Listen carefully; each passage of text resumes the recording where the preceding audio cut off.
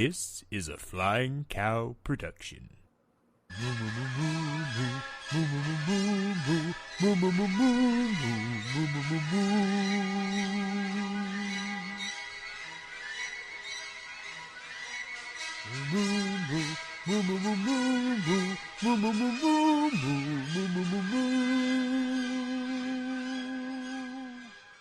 Well, hello and welcome back to the Great Film Challenge. I, of course, am Clay Johnson, the Flying Cow himself, and here with me, as always, is my nephew Aaron. Aaron, how we doing today? Good. I'm here. Yep. We are back with our crappy audio to talk about a new movie.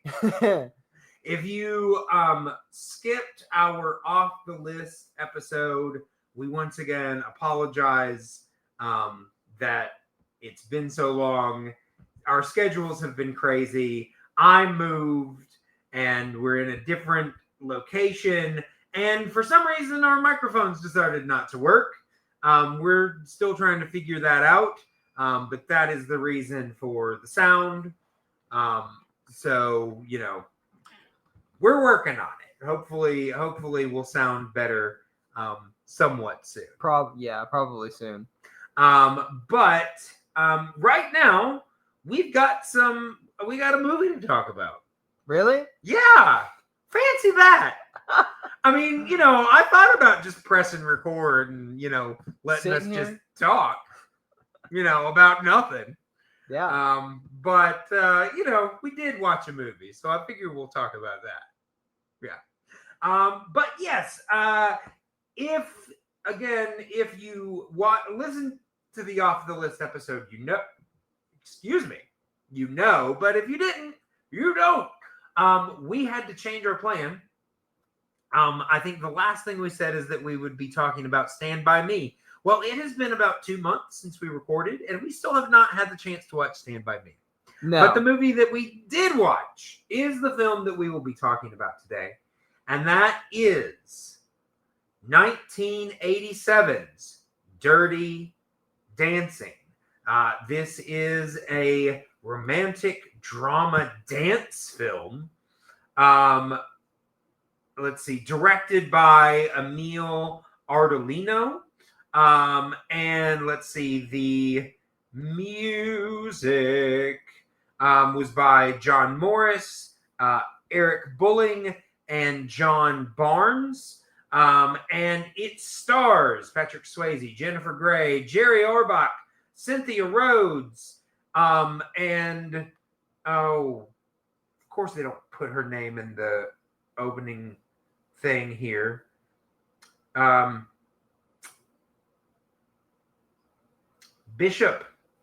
Bishop, who is amazing. We'll talk about her later. Unfortunately, she has a very small part in this movie. Yeah. But many more besides that. But yeah, this is a film, like I said, from 1987. Pretty well-known film. But Aaron, this is a film that you had never seen before. No, I'd always heard about it, but given the lighting that people had put it in, I was about to say what it actually is so contrasting. What were your expectations going into this film, just based on what you had heard? What did you expect this movie I to thought be? It was going to be a silly, freaky romance movie about teenagers at some kind of camp and freaky dancing. Yeah. Well, you got part of that right. I mean, that's not what it was about, though. It's not necessarily what it's about. No. Yeah, this is one of those films that, you know, kind of the hype and the craze of it gets shouted more than the actual story or message behind it. And I will say it's unfortunately extremely relevant now. I think, you know, when it came out in the 80s,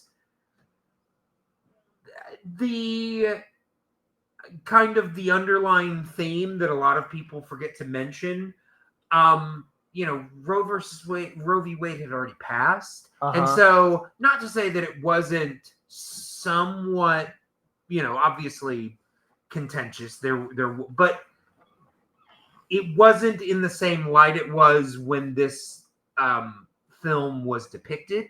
No. And unfortunately, now we're in a very similar circumstance. This film, like I said, this was very much the breakout film for Patrick Swayze. Yes. It really kind of brought him into prominence. And he went on to have, several, big films after this, things like Roadhouse, Ghost.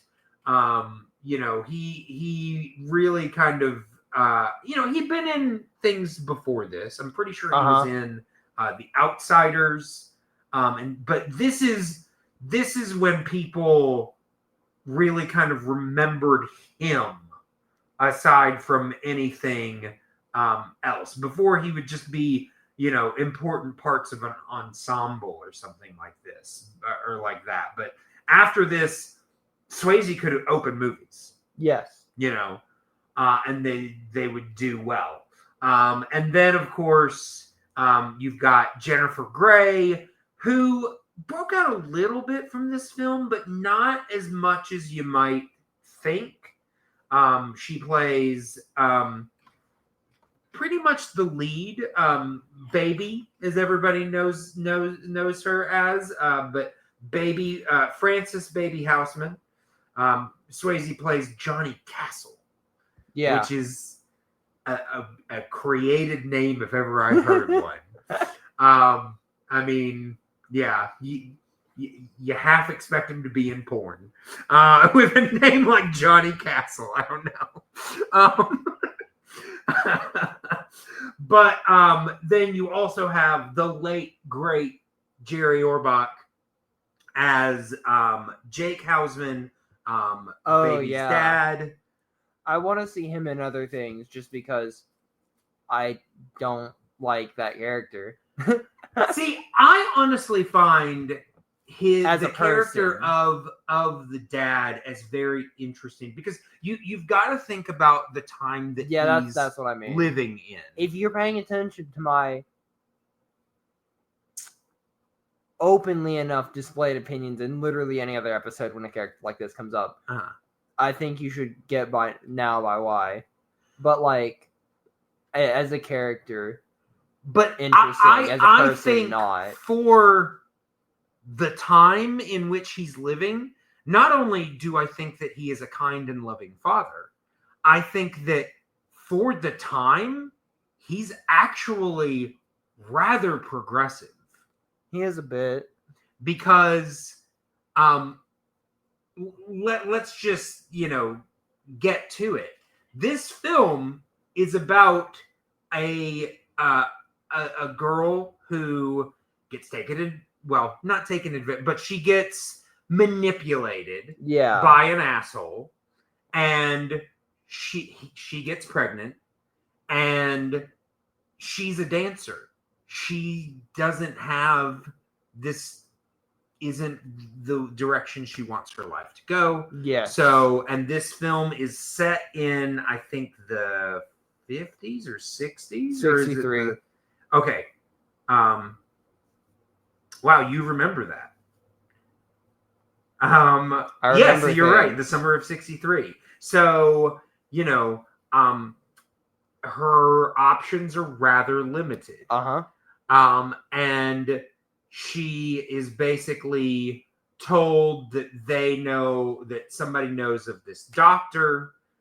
The way it's sold to her is a legitimate doctor who will perform this procedure for a certain amount of money, $200, which doesn't sound that much nowadays, but was a lot of money in 1963, especially for a girl who is making her money dancing at camps. So she ends up, with the help of her friends and Baby, actually, who she's actually attending the camp, isn't supposed to even be hanging out with the staff, but she finds them more interesting than the people attending the camp. So she spends all of her time with them. She ends up borrowing the money from her dad without telling him what it is for this poor girl to get an abortion. It goes badly. Yeah, it's like a fraud doctor. Yeah, and Jerry Orbach's character, Baby's dad, ends up helping her. Yeah. Doesn't turn her in. I mean, to be honest, turning her in after he'd taken care of her, he would have been in just as much trouble. Yes.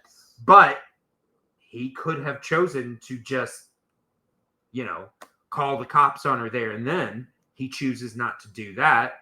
He chooses not to, So, like I said, he's actually a relatively progressive character for the time. Yeah. Honestly, anything much more progressive, you either wouldn't have expected him to be the age he was, or you wouldn't have believed it. Yeah. At least not in the field, or let's be honest, they are wealthy. Yeah. You weren't going to find people much more progressive than that in that echelon at that time. Definitely not. But yeah, I think that, like I said, this is a part of the story of the movie that gets forgotten about. And it's literally what drives the plot. It's what makes everything else happen, because the whole thing about her learning dancing and falling in love with Johnny, none of that would have happened if this girl hadn't been manipulated by this guy, gotten pregnant, and needed, to basically have somebody learn a dance and take her place so that she could have the time to go get this illegal abortion. So it like I said, it drives the plot. It does. Especially when it comes back in the end with what is the name of that kid who the asshole manipulates her? Yeah. Bobby? I don't remember. I don't stupid. Really care. Asshole Snotty Pants. Yeah. But that ending scene, honestly, is really nice. Is that Max? I don't think Robbie. So. Robbie. Robbie, played by Max Cantor. So Max is in there somewhere. But yeah, who also that character is also currently chatting up Baby's sister. Yeah. So, of course, honestly, I feel bad for the actress who played Baby's sister, because after a certain point, she is just treated like a joke. I never really liked her. On the way up to the camp, they seem very similar. Baby definitely seems like the younger, the more naive. Her sister definitely kind of fits in this world. I think her sister's name is Lisa.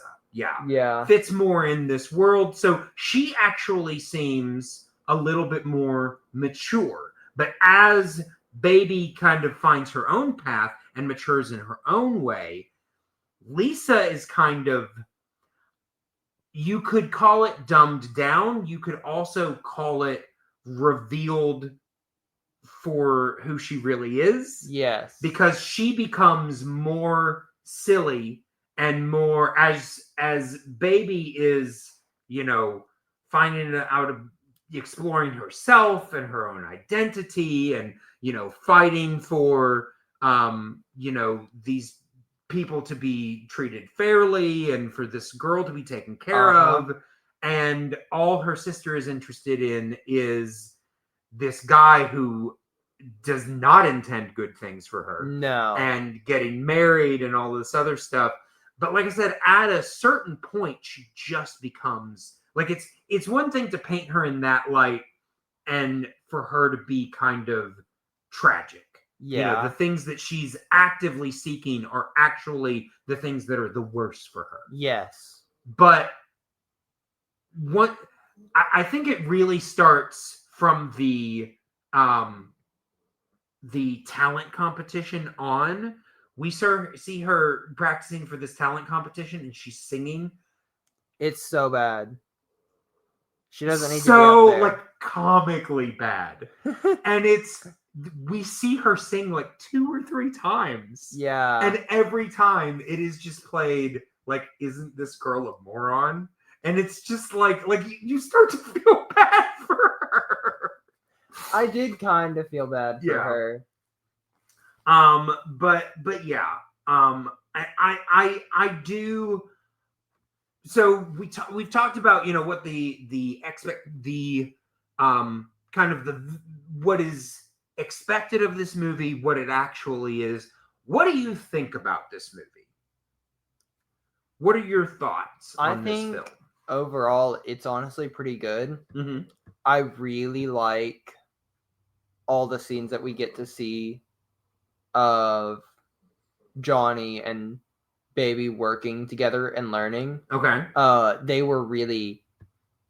had really good chemistry. They really did. And honestly, I really like the way, and you know, a lot of times you will see in films like this, the person that is learning, like when you first see them, like they're not as good as the other person, but it's like you can see how they're like, it's like, oh, but they're pretty good. It's like, yeah, there's a professional dancer just pretending that they can't dance for half a second, and then, you know, one scene later they're like the best dancer you've ever seen.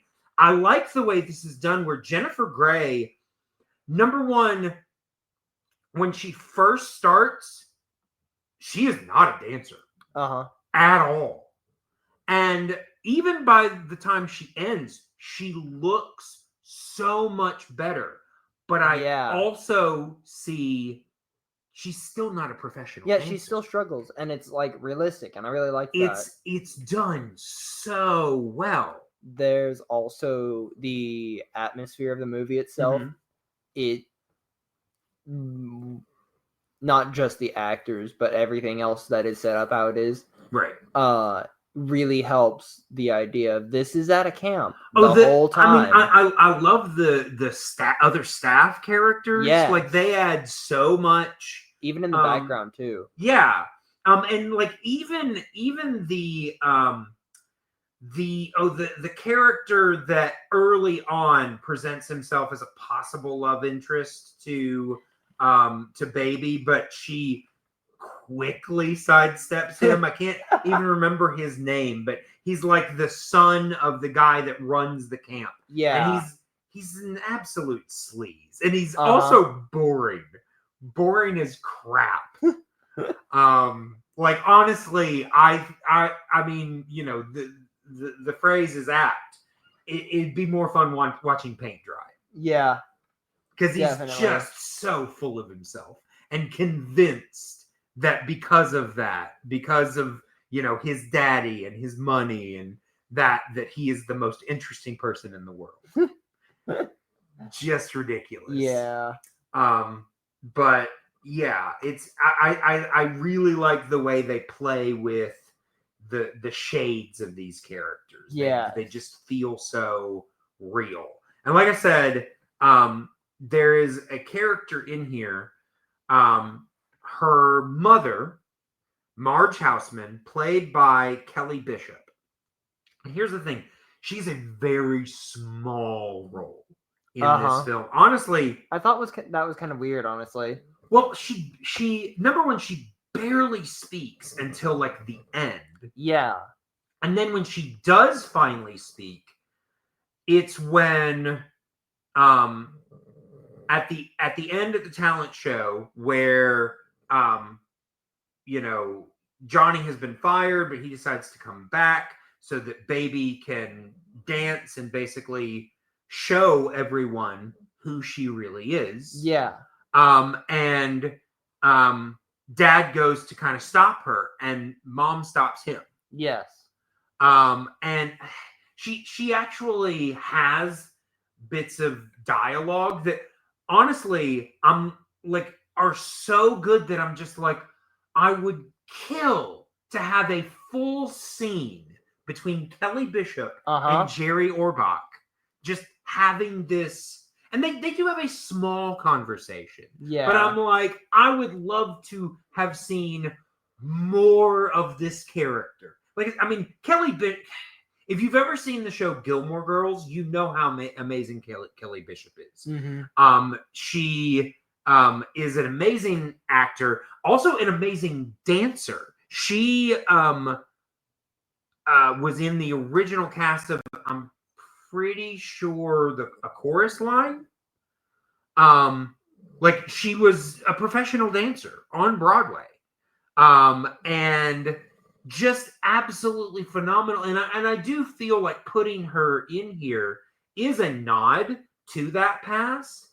But I'm just like, if you're gonna put her in there, beef up that role. Yeah, please. It would be amazing. Yeah, obviously, Kelly Bishop has, at least on television, gotten her due.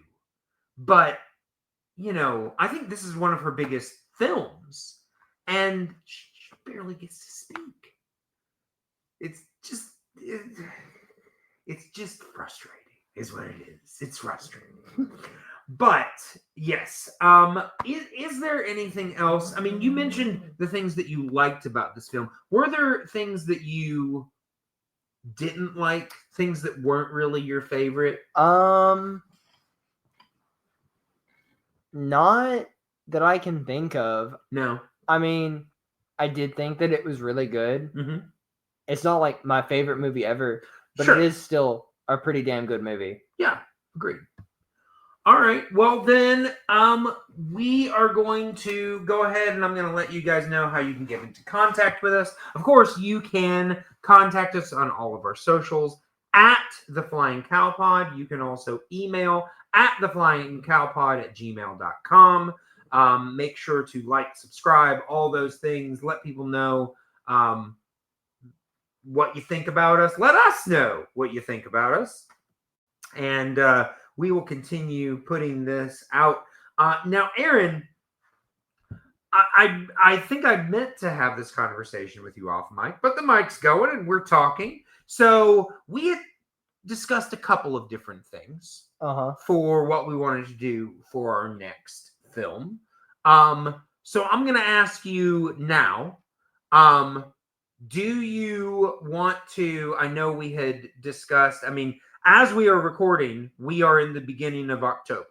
So we're probably not going to be able to do, unfortunately, we had an entire month planned of horror films. Probably not going to be able to get to that. But we could possibly do one or two. Yeah. Or if you want, just to put less pressure on us, we could move forward to our November plan. What would you like to do? Would you like to pick one of these 4 horror movies and try to cover at least one horror film? I think we should cover at least one horror film. Okay. So, is it all right if I reveal the 4 that we had in the lineup? Yeah. So that people know what the possibilities are at least? Okay. So, we had, taken a look at our list and just kind of, I will say there are actually a couple of other films that we could have put in this possibility list. But there were 4 that I felt, would work for celebrating Halloween. So we have 4 of these, and I will say there's only one of these that I have not seen. Yeah. You don't have to worry about that at all. I'm just saying. So we have Alfred Hitchcock's classic Psycho. We have the John Carpenter classic. Many would call it definitely not the first slasher, but definitely the one that kind of started the slasher trend. And that is John Carpenter's Halloween. Then there is the original version of Sam Raimi's The Evil Dead. You and I watched The Evil Dead 2 last year, and it's basically the same movie, but not as funny. Yeah. It's a bit darker. And then the last one is Rosemary's Baby, which is basically about a woman that gives birth to either the devil or the devil's child. Can't completely remember. But so those are your 4 options. Out of those 4, which one sounds like the film that, if we can only do one, this is the one that we want to do? Halloween does sound really good. I mean, it's called Halloween. Just saying. A little cliche. I do want to watch Halloween because I've heard really, really good things about it. But I also want to watch Psycho just because I want to see Hitchcock. Okay. So is it between those 2? Yeah. Yeah? I do want to save the others for later. Just whenever we get to them. Sure. I will say, because it is October, because it is Halloween, my suggestion would be Halloween. Simply because I think Psycho, while it is a horror movie, it's also one of the ones that kind of codified that version of horror. So really, it would fit in any sort of theme. You know, because it really is kind of a classic. I feel like if we can only do one horror film, I feel like you gotta go with Halloween. I think that makes sense. Yeah? Yeah. All right. So, I mean, unfortunately, around Halloween is the time that it's the hardest to find Halloween, but I'm pretty sure we can. Yeah, for some reason, if it's on a streaming service during the month of October, it won't be. Great. Yeah, but I'm sure we can find it. But we will be back next time with a review of John Carpenter's Halloween. So make sure to check that out. But until that time, moo.